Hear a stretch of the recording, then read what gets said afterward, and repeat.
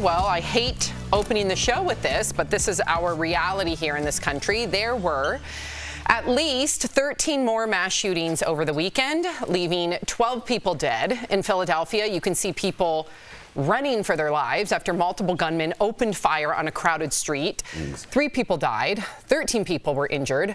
In Chattanooga, 3 people were killed after a shooting outside a nightclub.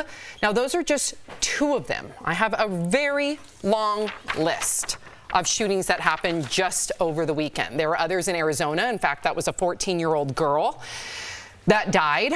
South Carolina, Texas, Nebraska, Virginia, Kentucky, Georgia, Michigan, and New York. So what are we going to do about this? Well, a new CBS poll shows that a majority of Americans support gun restrictions. In fact, 81% favor background checks on all potential gun buyers, 72% support a federal red flag law, and 62% support a ban on the AR-15 semi-automatic. So that ban on semi-automatic weapons was the closest. So we want to hear from DBL Nation, please. What do you think? Do you support a ban on assault weapons like these? Go to dblvote.com to weigh in. Erica, what are you thinking? Oh, I mean, it's shocking because we look at all of these deaths and, you know, we're looking at people who are being targeted for race. We're looking at children being sacrificed, and that's how I feel about it. It also tells us how much money is really going down when it comes to gun lobby and the antithesis of gun control.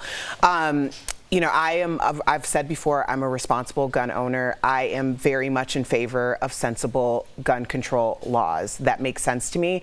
But after a couple of years, 2.5 years, in a pandemic, we see that we are so divided, and it's not only divided based on some type of like border system, state to state, like we're divided amongst our neighborhoods. Like we can't come to terms with the idea of having this conversation, a common sense conversation about common sense gun control. And much like 2.5 years ago when everyone was arguing over what the proper protocol would be in the middle of a pandemic, and people wanted to have their own freedoms and liberties respected, but at the cost of a lot of human lives. This, to me, is no different. Yeah, the one thing that you said struck me is common sense, right? Just some logical laws put into place. So if you do have a mental issue and someone wrongs you or you have something on your mind, you can't go out and get an assault rifle within 24 hours. We're not saying take away guns. We have to stop this all or nothing conversation. We're just saying, hey, we're going to put some restrictions, put some limitations on that, make it a little bit more difficult. If you really want one, you're responsible. You'll pass this test, and then you'll get it in due time. That's all. You could still have them, but have a mental issue and then go out and be able to get 2 assault weapons and then do what they did in Uvalde a week later? The problem is 90% of the country agree with you. It's the Congress people that are taking money for their best interests. Those are the people that we're going to have to weed out, and it's going to take some time. Do you change the way that you go out? I wanted to ask you this because you're a very pragmatic person. So when you go to a movie theater, when you're out with your children, has all these recent shootings, or have you always been that way? Does it change the way you function? I wouldn't say it changes the way I function, but I noticed that things are different. A couple weeks ago, it was random. I was supposed to go to LA and I couldn't because of weather, so I stayed in town and I went to a Nordstrom Rack that's around here. You know, we like to go to Nordstrom Rack. Love it. And it was the week that Buffalo had occurred. It was the first time I noticed on like a sleepy Friday night in a Nordstrom Rack where there was maybe 30 people in the store. There were 2 armed police officers in uniform at the Nordstrom Rack, the one on Colorado. And it was noticeable, you know, like, what are they doing? And it just hit me that these soft targets that we're talking about, you know, everybody's like, well, let's shore up schools. Well, we have to do churches and movie theaters and TJ Maxx, all these kinds of, so it's like, we're trying to kind of handle this situation now that the fire is spreading. We're trying to put out the little fires rather than deal with the main fire.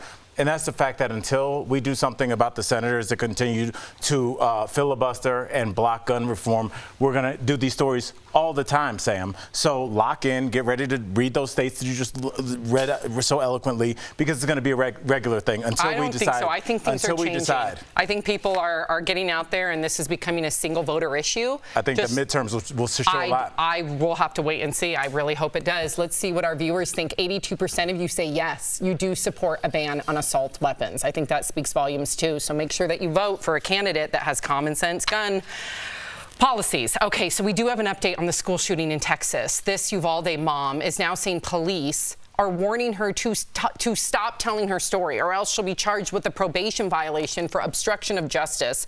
Now, if you remember, during the shooting, she was handcuffed by police after begging them to rescue her kids. Can you imagine? Well, once her handcuffs were off, she was the mom that still jumped over the fence and saved her 2 sons. So this funeral home worker also is speaking out about the police response. He witnessed the gunman crash his truck, and then he went to go help. But then the gunman opened fire, ran into the school, and this worker says he was prepared to confront the gunman with his own gun, but then the police told him to stop. Okay, so okay, you're shaking your head. What do you think? I mean, I don't know what the cover-up is, right? Like, they totally blew it. They messed up. 21 people died.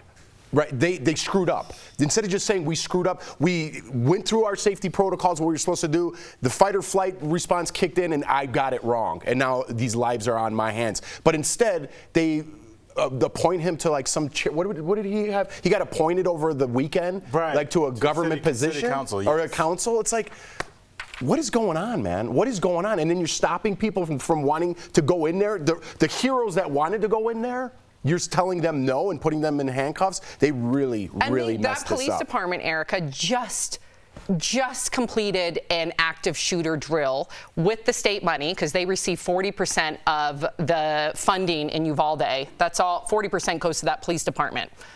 So you don't owe any of your constituents any sort of explanation here? Well, of course, an explanation is owed, and also a complete dismantlement of whatever government is happening in that town. It's interesting to me that we talk out of both sides of our mouths, because it's like, if a bad guy has a gun, then a good guy has a gun. Well, there was your good guy who was shot at. Plural. And, went back in to get his gun in order to, can you imagine that? Like, you just got shot at, and you ran to get your gun to follow the shooter, and you get stopped? Who knows what would have happened? That mother being threatened, like she's the one who did it. Like, this was her responsibility. Like, she's the only one out of all those adults standing around that jumped in and ran to get her children. And now she's being threatened to not say anything? Why can't she share her story? That is her testimony. I think this is one of the biggest scandals in the last 10 years in terms of the lies that were told, right, and the lives that were lost, and the fallout from that, and the fact that they have been allowed to. At one point, like the sheriff, he just stopped answering questions. Like, he just no-showed. He left for like a couple days and just wasn't picking his phone up until they caught him like trying to sneak into his office. I cannot believe this has been allowed to occur. I think that there should be criminal charges filed. Yes. Criminal negligence. There is an investigation. Yes. I think we got it all. I think we know. When how many other injustices occurred over the years that we're not aware of, considering that we're seeing how they're behaving in this incident, right? Yeah, let's throw witness intimidation on top of that as well. Exactly.